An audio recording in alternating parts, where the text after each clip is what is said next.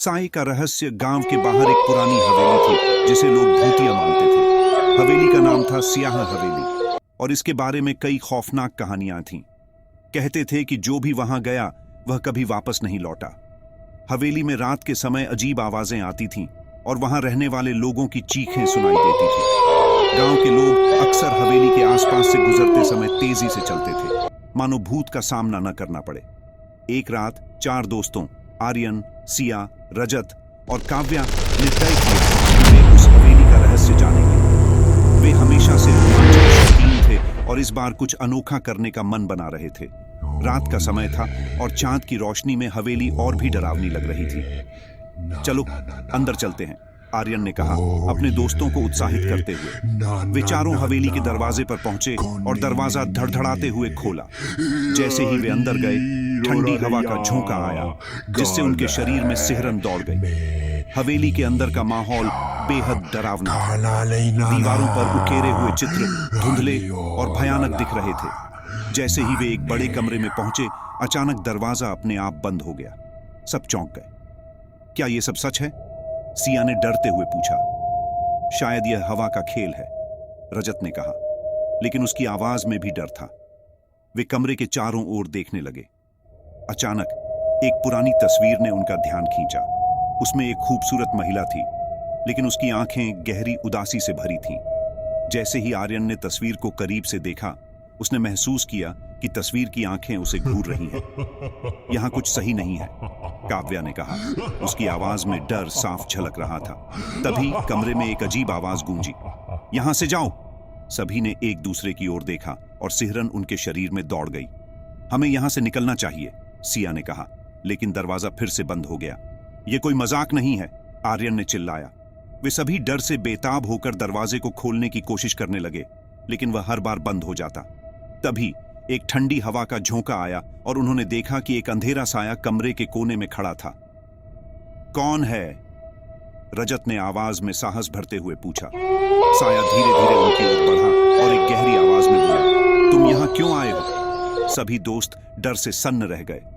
हम बस देखना चाहते थे, काव्या ने कहा, लेकिन उसकी आवाज काफी कमजोर थी। यहां मत रुको, यह जगह तुम्हारे लिए खतरनाक है, साया फिर बोला और उसके चेहरे की छवि धीरे धीरे धुंधली होने लगी। हमें मदद चाहिए, आर्यन ने कहा। क्या आप हमें यहां से बाहर निकाल सकते हैं? साया ने एक क्षण के लिए रुक कर कहा, तुम्हें उस किताब को ढूंढना होगा, वह तुम्हें यहां से मुक्त कर सकती है। सभी दोस्तों ने एक दूसरे को देखा। कौन सी किताब? सिया ने पूछा। उसी कमरे में जहां मेरी मृत्यु हुई थी, वहां एक पुरानी किताब है जो इस हवेली के रहस्य को उजागर कर सकती है, साया ने कहा। वे सभी उस दिशा में बढ़े जहां साया ने इशारा किया। हवेली के भीतर कदम रखते ही उन्हें महसूस हुआ कि जैसे कोई उन्हें घूर रहा है। जब वे उस कमरे में पहुंचे तो एक पुरानी किताब उन्हें मेज पर रखी मिली।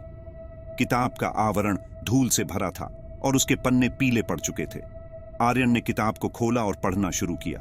अचानक चारों ओर अंधेरा छा गया और उन्हें लगा कि जैसे दीवारें करीब आ रही हैं। यह क्या हो रहा है? रजत चिल्लाया। तभी किताब के पन्नों से अजीब आवाजें आने लगीं। सच्चाई को जानो, यहां से निकलने का एक ही तरीका है। सभी ने अपने दिलों में डर महसूस किया। अचानक साया फिर से प्रकट हुआ। तुम्हें उस किताब की बातों पर विश्वास करना होगा। तुम्हें इस हवेली के सच्चे मालिक को जानना होगा। वह कौन है? सिया ने पूछा। वह तुम्हारी मदद नहीं करेगा, उसे यहाँ की शक्ति चाहिए, साया ने कहा। सभी दोस्तों ने एक बार फिर से किताब की ओर देखा और पढ़ने लगे। जैसे जैसे वे पढ़ते गए, उन्हें हवेली का एक भयावह सच पता चला। यह हवेली वास्तव में एक आत्मा द्वारा शापित थी, जिसने अपने दुख और धोखे के कारण शांति नहीं पाई थी। हमें यहाँ से बाहर निकलना होगा, आर्यन ने कहा, लेकिन हमें पहले आत्मा को मुक्त करना होगा। सभी ने अपनी हिम्मत जुटाई और कहा, हम तुम्हारी मदद करेंगे। हवेली के चारों ओर अंधेरा छा गया और साया के चेहरे पर एक आंसू की बूंद झलक गई। यदि तुम सच में मेरी मदद करना चाहते हो तो अपनी आत्मा को जोखिम में डालने के लिए तैयार रहो। वे सभी सहमत हुए और फिर से किताब को खोला। जैसे ही उन्होंने शब्दों का उच्चारण किया, हवेली में एक तेज आवाज गूंजने लगी। दीवारें हिलने लगीं और अंधेरा तेजी से बढ़ने लगा। यह तुम्हारा अंतिम मौका है, साया ने कहा। फिर अचानक एक बड़ी हलचल हुई और हवेली की दीवारों ने एक तेज ध्वनि के साथ फटने लगीं। सभी ने अपनी आंखें बंद कर लीं। जब उन्होंने फिर से आंखें खोलीं तो सब कुछ शांत था। वे सब बाहर खड़े थे, हवेली के दरवाजे पर। अंधेरा अब गायब था और सूरज की किरणें सब जगह फैल रही थीं। क्या हमने किया? रजत ने कहा, अविश्वास से भरा हुआ। हां, हमने उसे मुक्त कर दिया, काव्या ने कहा, और उनके दिलों में एक अजीब शांति महसूस हुई। लेकिन जब उन्होंने पीछे मुड़कर देखा तो हवेली एक बार फिर से भयानक रूप में खड़ी थी। उन्होंने देखा कि एक धुंधली आकृति दरवाजे पर खड़ी थी। उसकी आंखों में एक अद्भुत चमक थी। मैं अब स्वतंत्र हूं, साया ने कहा और धीरे धीरे गायब हो गया। गांव लौटते ही उन्होंने उस रात की घटना को साझा किया। लोग हैरान थे कि चारों दोस्तों ने उस हवेली के रहस्य को उजागर किया। गांव में फिर से शांति लौट आई और लोग अब उस हवेली को भूतिया मानने के बजाय एक दुखद कहानी के रूप में याद करने लगे। लेकिन उस रात के बाद जब भी गांव में कोई चांदनी रात होती, चारों